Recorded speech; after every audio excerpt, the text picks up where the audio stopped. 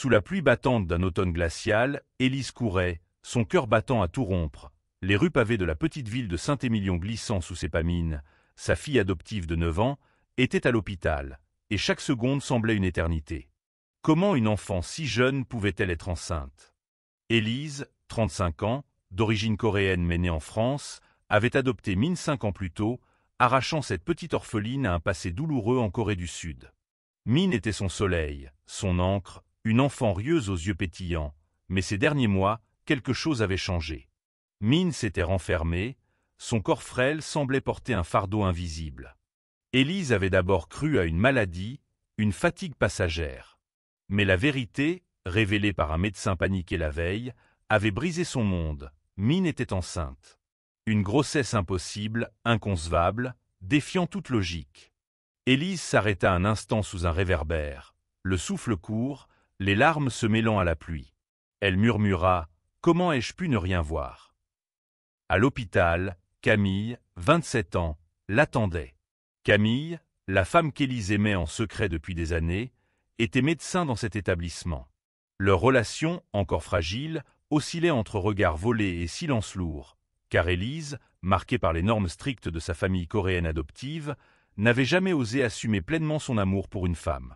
Camille, elle, était une âme libre, une Française aux cheveux châtains et au sourire doux, mais son regard ce soir-là trahissait une angoisse profonde. « Élise, il faut que tu viennes vite », avait-elle dit au téléphone, la voix tremblante. Ce n'est pas seulement Min, il y a quelque chose d'anormal. Dans la chambre d'hôpital, Min était allongée, ses petites mains crispées sur les draps blancs. Son visage, si enfantin, contrastait avec la courbe étrange de son ventre. Élise s'agenouilla près d'elle, caressant ses cheveux noirs. « Je suis là, ma chérie », murmura-t-elle, la gorge nouée. Min ne répondit pas, ses yeux fixant le plafond, comme si elle cherchait à fuir la réalité. Camille entra, son dossier médical à la main, et échangea un regard avec Élise. « Les analyses, elles ne montrent rien de normal, » dit-elle à voix basse. « Cette grossesse, elle n'a aucun sens biologique. » Le mystère s'épaississait. Les médecins, déconcertés, parlaient d'une anomalie jamais vue. Min, une enfant de 9 ans, n'avait aucun signe de puberté, aucun développement hormonal compatible avec une grossesse. Pourtant, les échographies montraient un fœtus, bien vivant, grandissant à une vitesse alarmante. Élise sentit une colère sourde monter en elle. Était-ce une erreur médicale? Une manipulation? Ou pire, un secret lié au passé de Min en Corée, qu'Élise n'avait jamais totalement élucidé? Elle se tourna vers Camille, cherchant du réconfort, mais leurs doigts ne se frôlèrent qu'un instant, comme si le poids du regard des autres les empêchait de s'aimer librement. Les jours suivants furent un tourbillon. Élise passait ses nuits à l'hôpital, dormant à peine, tandis que Camille se plongeait dans les dossiers médicaux, cherchant des réponses. Les rumeurs commençaient à circuler dans la petite ville. Une enfant enceinte? Les gens chuchotaient, jugeaient, certains accusaient Élise de négligence, d'autres murmuraient des théories absurdes. Élise, déchirée entre la protection de Min et son propre combat intérieur, se sentait suffoquée. Elle repensait à sa propre jeunesse, à Séoul, où elle avait été adoptée par une famille française stricte, qui lui avait appris à taire ses désirs, à enfouir son identité. Aimer Camille openly était un rêve qu'elle n'avait jamais osé réaliser. Mais maintenant, face à la fragilité de Min, elle se demandait si elle avait le courage de tout affronter, les jugements, les secrets, et cette vérité terrifiante qui se dessinait. Un soir, alors qu'Élise veillait Min endormie, Camille s'approcha, posant une main hésitante sur son épaule. « J'ai trouvé quelque chose », murmura-t-elle. Les dossiers d'adoption de Min, ils mentionnent une clinique en Corée du Sud, un endroit qui faisait des expériences sur des orphelins. Élise sentit son sang se glacer. Était-il possible que Min, sa douce Min, ait été victime d'un passé qu'elle ignorait? Camille poursuivit, il y a des traces de substances inconnues dans son sang. Quelque chose qui n'existe dans aucun manuel médical. La vérité se rapprochait, mais elle était loin d'être claire. Élise serra la main de Min, jurant de découvrir ce qui était arrivé à sa fille, même si cela signifiait plonger dans les ombres de son propre passé. Camille, à ses côtés, était plus qu'une alliée. Elle était la lumière dans cette tempête, celle qui lui donnait la force de continuer. Mais pour combien de temps pourraient-elles cacher leur amour dans une ville où chaque regard pesait comme une condamnation? La pluie ne cessait pas, transformant les rues de Saint-Émilion en un miroir sombre où se reflétaient les doutes d'Élise. Chaque nuit, elle relisait les documents que Camille avait dénichés, des rapports fragmentés, écrits en coréen et en anglais, mentionnant une clinique obscure à Busan, où Min avait passé ses premières années. Ces pages, jaunies et mal traduites, parlaient d'expériences sur des enfants orphelins, de percées médicales non documentées. Élise, qui avait fui la Corée à l'adolescence, sentit une vieille blessure se rouvrir. Était-ce une coïncidence qu'elle, une femme d'origine coréenne, ait adopté Min, une enfant portant peut-être les cicatrices d'un passé similaire? Camille, épuisée par ses gardes à l'hôpital, passait ses rares moments libres à fouiller les bases de données médicales internationales. Elle avait découvert un nom, Dr. Park Ji-hoon, un généticien controversé qui avait dirigé cette clinique avant sa fermeture brutale en 2015. Il travaillait sur des modifications génétiques, expliqua Camille à Élise, un soir, dans un café désert. Des expériences sur l'ADN d'enfants pour soi-disant améliorer leur résilience. Mais les dossiers s'arrêtent net. Comme si quelqu'un avait voulu effacer les traces. Élise écoutait, les mains tremblantes autour de sa tasse. Elle repensait à Min, à son regard perdu, à son silence. Et si Min était un de ses enfants? Demanda-t-elle, la voix brisée. Camille posa une main sur la sienne, un geste audacieux dans ce café où les regards curieux des habitués pesaient lourd. On va trouver Élise. Ensemble. Ce mot « ensemble » résonna comme une promesse, mais aussi comme un défi dans une société où leur amour était encore un tabou. À l'hôpital, l'état de Min empirait. Son ventre grossissait à une vitesse anormale, et les médecins, malgré leurs efforts, ne trouvaient aucune explication. Une échographie révéla que le fœtus, bien que viable, présentait des anomalies, des organes supplémentaires, des structures impossibles à identifier. « Ce n'est pas humain », murmura un radiologue, avant de se reprendre, gêné. Élise, présente lors de l'examen, sentit une nausée l'envahir. Elle saisit la main de Min, qui murmura « Maman, j'ai peur ». Ces mots, les premiers que Min prononçait depuis des jours, transpercèrent Élise comme une lame. Le soir même, Élise et Camille se retrouvèrent dans une salle d'archives de l'hôpital, entourée de vieux dossiers poussiéreux. Camille, avec sa rigueur de médecin, triait les documents, tandis qu'Élise, guidée par son instinct, cherchait des indices sur la clinique coréenne. Elles trouvèrent une piste, un article scientifique, publié puis retiré, mentionnant un projet nommé Genesis. Il parlait d'une technologie capable de réécrire l'ADN humain pour créer des êtres hybrides, résistants aux maladies, mais aussi porteurs de modifications imprévisibles. Élise sentit son cœur s'arrêter. Min était-elle le fruit d'une telle expérience? Le lendemain, un événement bouleversa tout. Min, en pleine nuit, fut prise de convulsions. Élise, alertée par un appel urgent de Camille, courut à l'hôpital. Les médecins, paniqués, parlaient d'une césarienne d'urgence, bien que Min n'ait que 9 ans. « C'est trop tôt », protesta Élise, terrifiée. Mais Camille, les yeux pleins de larmes, lui prit les mains. « On n'a pas le choix. Si on attend, on risque de la perdre. » Dans la salle d'opération, Élise resta à l'écart, incapable de regarder. Elle priait, chose qu'elle n'avait pas faite depuis des années, pour que Min survive. Camille, en blouse, dirigeait l'équipe avec un calme apparent, mais Élise voyait ses mains trembler. À cet instant, elle comprit que son amour pour Camille était plus fort que la peur, plus fort que les jugements. Elle murmura pour elle-même « Si Min s'en sort, je ne cacherai plus qui je suis. » L'opération dura des heures. Quand Camille sortit enfin, son visage était pâle, mais ses yeux brillaient d'une étrange lueur. « Élise, dit-elle, la voix tremblante, ce qu'on a trouvé ce n'est pas un bébé. » Élise sentit le sol se dérober sous ses pieds. « Quoi ?» Camille prit une profonde inspiration. « C'est une entité. Quelque chose de vivant, mais pas humain. Et Min, elle est en vie, mais il y a autre chose. Quelque chose qu'on doit comprendre. » L'hôpital semblait figé dans le silence après l'opération. Élise, assise dans le couloir, fixait ses mains, encore tremblantes. Camille, à ses côtés, expliquait à voix basse ce qu'ils avaient découvert. une masse organique, pas tout à fait un fœtus, mais une entité complexe, composée de tissus humains et d'éléments inconnus. C'est comme si quelqu'un avait reprogrammé l'ADN de Min, murmura Camille, son regard oscillant entre fascination scientifique et horreur. Élise, incapable de répondre, sentit une rage monter en elle. Qui avait osé faire ça à sa fille? Min, stabilisée mais faible, reposait dans une chambre isolée. Les médecins, sous le choc, avaient placé la chose extraite de son corps dans un laboratoire sécurisé. Élise, malgré l'interdiction, insista pour voir Min. En entrant, elle trouva sa fille éveillée, ses yeux grands ouverts, fixant le vide. « Maman !» murmura Min, « je l'ai senti, ça parlait en moi. » Ces mots, dits avec une clarté terrifiante, firent frissonner Élise. Était-ce l'imagination d'une enfant traumatisée ou quelque chose de plus sinistre? Camille, en tant que médecin en chef de l'opération, fut convoquée par le conseil de l'hôpital. Les rumeurs avaient atteint les médias locaux et la pression montait. Une journaliste, flairant un scandale, rôdait déjà autour de l'hôpital, posant des questions sur l'enfant enceinte de Saint-Émilion. Élise, terrifiée à l'idée que Min devienne un sujet de curiosité publique, supplia Camille de protéger leur vie privée.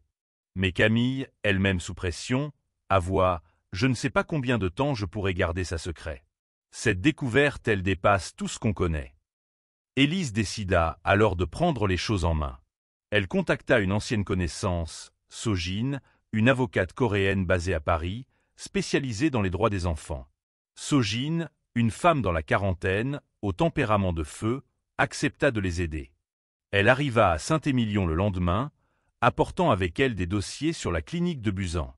Ce n'était pas une simple clinique, expliqua-t-elle. C'était un laboratoire clandestin, financé par des entreprises pharmaceutiques internationales. Ils utilisaient des orphelins comme cobayes pour des expériences génétiques. Min était l'une des dernières. Sojin révéla un détail glaçant. Certains enfants, comme Min, avaient été implantés avec des prototypes biologiques, des organismes conçus pour interagir avec l'ADN humain.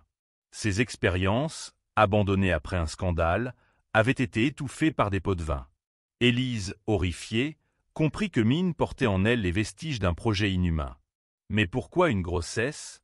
Pourquoi maintenant? Camille, pendant ce temps, analysait la chose extraite de Min. Les tests révélaient une structure cellulaire instable, capable de se régénérer à une vitesse anormale. C'est comme si elle apprenait, dit-elle à Élise, un soir, dans leur appartement. Leur relation, bien que discrète, devenait un refuge. Dans l'intimité, loin des regards, Élise osa enfin embrasser Camille, un geste libérateur qui scella leur lien. « Je ne te laisserai pas affronter ça seule, » murmura Camille. Élise, pour la première fois, sentit qu'elle pouvait être elle-même.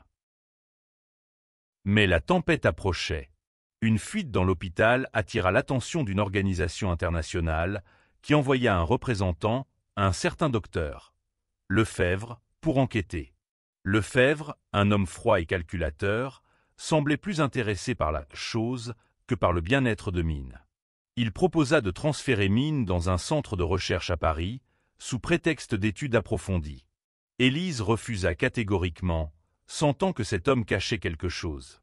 Sojin, de son côté, découvrit que Lefebvre avait des liens avec l'entreprise qui finançait la clinique de Busan. La tension monta lorsque Min, dans un moment de lucidité, raconta un rêve étrange. Une voix dans sa tête, lui parlant en coréen, lui disant qu'elle était la clé. Élise, bouleversée, comprit que le passé de Min n'était pas seulement un mystère médical, mais une énigme liée à sa propre identité. Elle décida de retourner en Corée, avec Camille et Sojin, pour confronter les fantômes de ce passé. Mais avant leur départ, un événement inattendu bouleversa tout. Min disparut de l'hôpital, en pleine nuit, sans laisser de traces. La disparition de Min plongea Élise dans un désespoir abyssal. L'hôpital, en alerte, fouillait chaque recoin, mais aucune trace de la petite fille. Élise, rongée par la culpabilité, se reprochait chaque seconde passée à ne pas avoir été à ses côtés. Camille, bien que dévastée, gardait la tête froide, organisant les recherches avec une détermination farouche. « Elle ne peut pas être loin », répétait-elle, scrutant les caméras de surveillance. Mais les images montraient Min quittant sa chambre seule, comme guidée par une force invisible. Sojin, l'avocate, soupçonnait un enlèvement. Elle pointa du doigt le docteur Lefebvre, dont les agissements devenaient de plus en plus suspects. « Cet homme n'est pas là pour aider », dit-elle à Élise et Camille, dans un hôtel miteux où elle s'était réfugiée pour échapper aux journalistes. Sojin avait découvert que Lefebvre travaillait pour une organisation appelée NextGen, une entreprise pharmaceutique liée à la clinique de Busan. « Ils savent ce que Min porte en elle », ajouta-t-elle. « Et ils la veulent. » Élise, au bord de l'effondrement, trouva du réconfort dans les bras de Camille. Leur amour, jusqu'alors dissimulé, éclatait désormais au grand jour, malgré les regards désapprobateurs de certains habitants de Saint-Émilion. Camille, avec sa force tranquille, murmurait à Élise « On va la retrouver. Je te le promets. » Ces mots, bien que fragiles, étaient tout ce qui maintenait Élise debout. Les indices pointaient vers un entrepôt abandonné à la périphérie de la ville, où des activités suspectes avaient été signalées. Élise, Camille et Sojin s'y rendirent en pleine nuit, armés seulement de leur détermination. L'entrepôt, plongé dans l'obscurité, dégageait une odeur de produits chimiques. À l'intérieur, elles trouvèrent des équipements médicaux vétustes et des dossiers marqués du logo de NextGen. Au fond d'une salle, Min était là, attachée à une chaise, inconsciente mais vivante. À ses côtés, Lefebvre supervisait une équipe de techniciens qui analysaient des échantillons de sang. « Relâchez-la !» cria Élise, sa voix résonnant dans l'entrepôt. Lefebvre, surpris, tenta de fuir, mais Sojin, avec une agilité surprenante, le plaqua au sol. Camille se précipita vers Min, vérifiant son pouls. « Elle est stable », murmura-t-elle, soulagée. Mais les documents éparpillés autour révélaient une vérité terrifiante. Min avait été utilisée comme hôte pour un organisme expérimental, conçu pour produire des cellules capables de régénérer des organes humains. La grossesse n'était qu'un effet secondaire de cet organisme qui s'était développé en elle comme un parasite. Élise, tenant Min dans ses bras, pleurait de rage et de soulagement. Mais la victoire était de courte durée. Lefebvre, menotté par la police alertée par Sojin, ricana. « Vous pensez que c'est fini ? Min n'est que le début. » Ces mots résonnèrent comme une menace. Camille, en examinant Min, remarqua une cicatrice récente sur son bras, là où un dispositif avait été implanté. « Ils l'ont marqué, » dit-elle, horrifiée. « Ils peuvent la traquer. » Le trio décida de quitter Saint-Émilion pour protéger Min. Sojin organisa leur départ pour Séoul, où elle avait des contacts capables de les aider à démanteler NextGen. Dans l'avion, Élise tenait la main de Min, qui s'éveillait peu à peu. « Maman, » murmura l'enfant, « je veux juste être normale. » Ces mots brisèrent Élise, qui jura de donner à Min une vie loin de tout cela. À Séoul, la ville grouillante contrastait avec la quiétude de Saint-Émilion. Sojin les conduisit dans un refuge sécurisé, où des scientifiques indépendants acceptèrent d'examiner Min. Les résultats confirmèrent les craintes de Camille. L'organisme dans le corps de Min n'avait pas été entièrement retiré. Il continuait de croître, lentement, dans ses cellules. « Si on ne trouve pas un moyen de l'arrêter, » expliqua un généticien, « elle pourrait changer. » Élise, confrontée à cette nouvelle, sentit son passé ressurgir. Elle repensa à sa propre adoption, à la honte qu'elle avait portée en silence, à sa lutte pour accepter son amour pour Camille.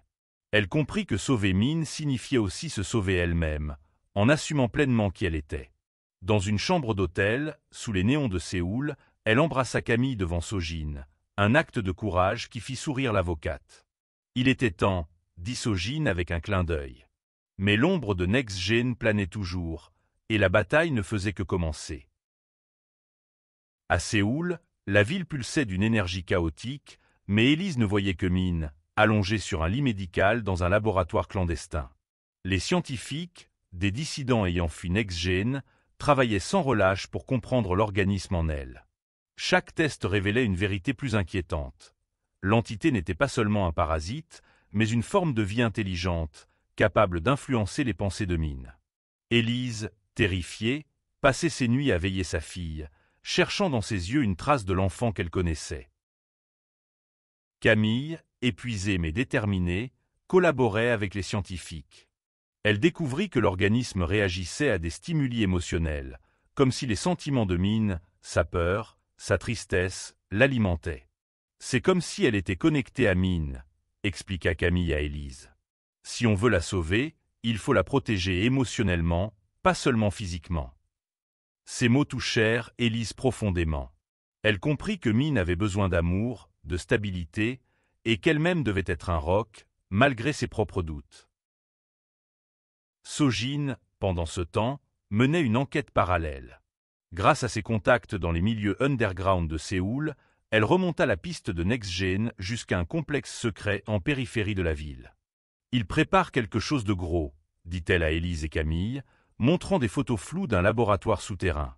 Ils veulent récupérer Min. Elle est leur prototype le plus abouti.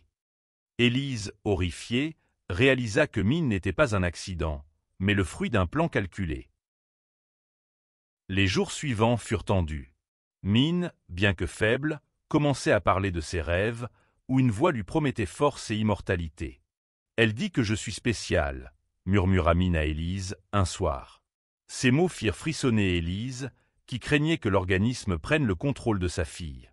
Camille, en tant que médecin, proposa une solution risquée, une thérapie expérimentale pour neutraliser l'organisme en ciblant ses connexions neurologiques. Mais le risque était immense. Min pourrait perdre une partie de sa mémoire, voire de sa personnalité. Élise, déchirée, refusa d'abord. Elle ne pouvait imaginer Min différente, même pour la sauver. Mais Camille, avec douceur, lui rappela « On ne peut pas la laisser devenir autre chose. Elle est ta fille, notre fille. » Ce « notre » frappa Élise. Pour la première fois, elle vit Camille non seulement comme une amante, mais comme une partenaire dans cette bataille. Elles décidèrent de tenter la thérapie, malgré les incertitudes. Le jour de l'opération, l'atmosphère était électrique. Les scientifiques préparaient Min, tandis qu'Élise et Camille attendaient, main dans la main, dans une salle adjacente. Sojin, resté en arrière, reçut un appel urgent.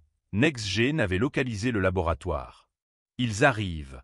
cria-t-elle, barricadant les portes. Élise, paniquée, voulut arrêter l'opération, mais Camille la retint. « Si on s'arrête maintenant, on la perd. » L'opération commença, mais les bruits de pas lourds résonnaient à l'extérieur. Sojin, armé d'un simple pistolet, tenta de gagner du temps. Les hommes de NextGen, équipés et déterminés, forcèrent l'entrée. Dans le chaos, Élise se précipita vers Min, toujours sous anesthésie. « Réveille-toi, ma chérie », murmura-t-elle, les larmes aux yeux. Camille, déchirée entre son rôle de médecin et son amour pour Élise, aida à barricader la salle. Miraculeusement, l'opération réussit. L'organisme fut neutralisé, bien que Min restât fragile. Mais NextGen était là, et la fuite était la seule option. Sojin, blessé dans l'affrontement, guida Élise, Camille et Min vers une sortie secrète.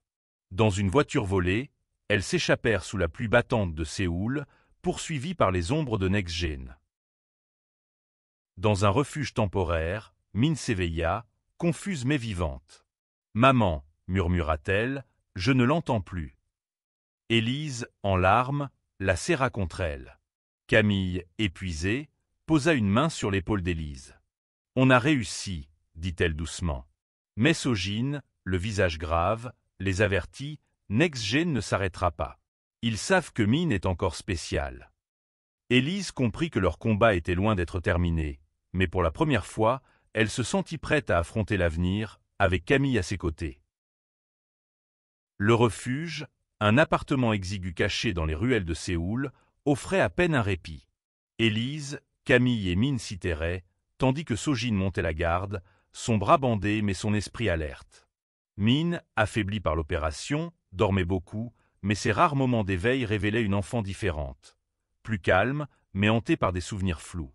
Élise, en la regardant, se demandait combien de sa fille avait été altérée par l'organisme et combien elle avait perdu dans cette bataille.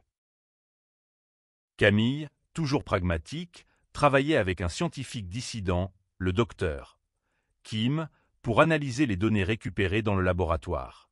Ils découvrirent que l'organisme, bien que neutralisé, avait laissé des traces dans l'ADN de Min. Elle pourrait développer des capacités anormales, expliqua Kim, hésitant. Ou des faiblesses. On ne sait pas encore. Ces mots terrifièrent Élise, mais renforcèrent sa détermination à protéger Min à tout prix. Sojin, grâce à son réseau, obtint des informations cruciales. NextGen préparait une opération mondiale pour récupérer tous les prototypes comme Min. Ils avaient implanté des traceurs dans d'autres enfants, dispersés à travers le globe. Min n'était qu'une pièce d'un puzzle bien plus vaste. Ils veulent créer une nouvelle race humaine, dit Sojin, montrant des documents volés. Et Min est leur clé. Élise, submergée, sentit son passé coréen ressurgir. Elle se souvenait des attentes écrasantes de sa famille adoptive, qui l'avaient poussée à renier son identité, ses désirs. Aimer Camille, dans ce contexte, était un acte de rébellion. Elle se tourna vers Camille, qui triait des dossiers, et murmura « Si on survit à ça, je veux qu'on vive ensemble. » Vraiment. Camille, surprise, sourit doucement. « Alors, battons-nous pour ça. » Leur plan était risqué, infiltrer le siège de NextGen à Séoul pour détruire leurs données et libérer les autres enfants. Sojin recruta une équipe de hackers et d'anciens employés de NextGen, tous motivés par la vengeance. Élise, bien que terrifiée, insista pour participer. « Min est ma fille. Je ne la laisserai pas être un pion. » Camille, réticente, accepta, mais exigea qu'elles restent ensemble. L'opération fut planifiée avec précision. Une nuit sans lune, ils s'infiltrèrent dans le complexe de NextGen, un bâtiment ultramoderne caché sous l'apparence d'une entreprise pharmaceutique. Élise et Camille, déguisées en techniciennes, pénétrèrent dans les laboratoires, tandis que Sojin et les hackers sabotaient les systèmes. Mais tout dérapa quand une alarme retentit. Min, restée dans une voiture avec un garde, fut repérée par un drone de NextGen. Dans le chaos, Élise et Camille se retrouvèrent piégées dans une salle de confinement.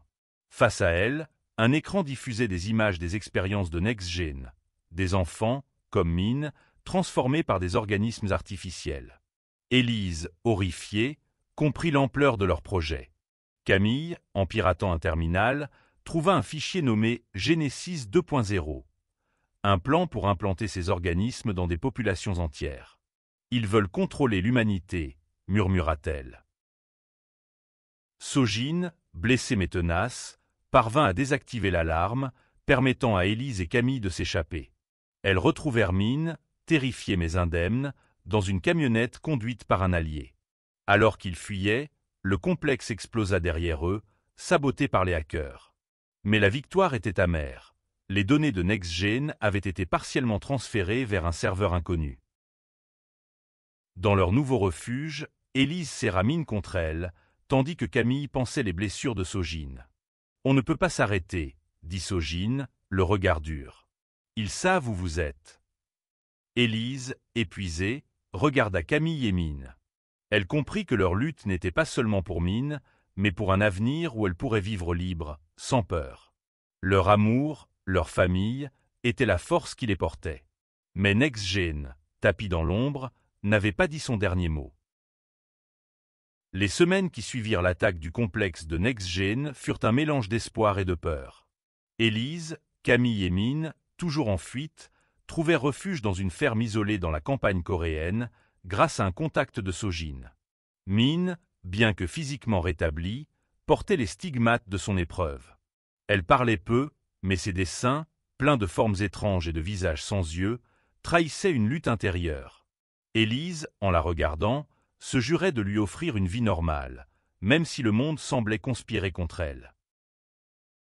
Camille, avec l'aide du docteur Kim, continuait d'étudier les traces de l'organisme dans le sang de Min. Ils découvrirent qu'il était en sommeil, mais pas détruit. Il pourrait se réactiver sous un stress extrême, avertit Kim. Cette nouvelle pesa lourd sur Élise, qui voyait en chaque sourire de Min une victoire fragile. Camille, toujours à ses côtés, devenait son ancre. Leur amour, désormais affiché sans honte, était un défi aux ombres qui les poursuivaient. Sojin, remise de ses blessures, traquait les derniers vestiges de NextGen. Elle découvrit que l'entreprise, bien que affaiblie, avait des alliés puissants, y compris au sein du gouvernement. « Ils ne s'arrêteront pas », dit-elle à Élise et Camille, lors d'une réunion clandestine. Mais nous non plus. Elle avait rassemblé une coalition de scientifiques, d'activistes et d'anciennes victimes de NextGen, prêts à exposer leurs crimes au monde.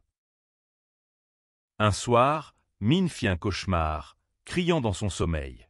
Élise et Camille, alertés, la trouvèrent en larmes, murmurant « Ils viennent pour moi ». Élise, le cœur brisé, comprit que la peur de Mine n'était plus qu'un rêve. Les traceurs implantés par NextGen, bien que désactivés, avaient laissé une empreinte psychologique. Mine se sentait observée, traquée, même dans ce refuge. Le point de rupture arriva quand Sojin intercepta une communication. NextGen avait localisé leur position. Une attaque était imminente. Élise, Camille et Sojin préparèrent un plan désespéré, tendre un piège à NextGen pour les exposer publiquement. Avec l'aide des hackers, ils diffusèrent en direct les données volées de NextGen sur les réseaux sociaux, révélant leurs expériences inhumaines. Pendant ce temps, Élise et Camille emmenèrent Mine dans un lieu sûr, une maison cachée dans les montagnes. L'affrontement final eut lieu dans la ferme. Sojin et ses alliés, armés et déterminés, affrontèrent les agents de NextGen. La bataille fut brève mais brutale. Sojin, blessée mais victorieuse, envoya un message à Élise. « C'est fini. Les données sont publiques. Ils ne peuvent plus se cacher. » Dans leur refuge montagnard, Élise, Camille et Mine regardaient le lever du soleil. Les nouvelles faisaient le tour du monde. NextGen était démantelé, ses dirigeants arrêtés. Mine, blottie contre Élise, murmura « Je veux juste être avec toi et Camille ». Ces mots, simples mais profonds, scellèrent leur famille. Élise, pour la première fois, se sentit libre. Elle embrassa Camille sous les premiers rayons du soleil, un geste d'amour et de victoire. Des mois plus tard, de retour en France, Élise et Camille adoptèrent officiellement Mine ensemble, défiant les regards désapprobateurs de leur petite ville. Mine, bien que marquée, retrouvait peu à peu son rire d'enfant. Les scientifiques confirmèrent que l'organisme était inactif, mais Élise savait que la vigilance serait leur lot pour toujours. Leur histoire, celle d'une famille née dans l'adversité, devint un symbole. Élise, en regardant Mine jouer dans leur jardin, comprit que l'amour, celui qu'elle partageait avec Camille, celui qu'elle donnait à Mine, était plus fort que n'importe quelle expérience, n'importe quelle menace. Leur victoire n'était pas seulement contre NextGen, mais contre la peur, la honte et les chaînes du passé. Sous le ciel clair de Saint-Émilion, elles étaient enfin libres d'être elles-mêmes, ensemble, pour toujours.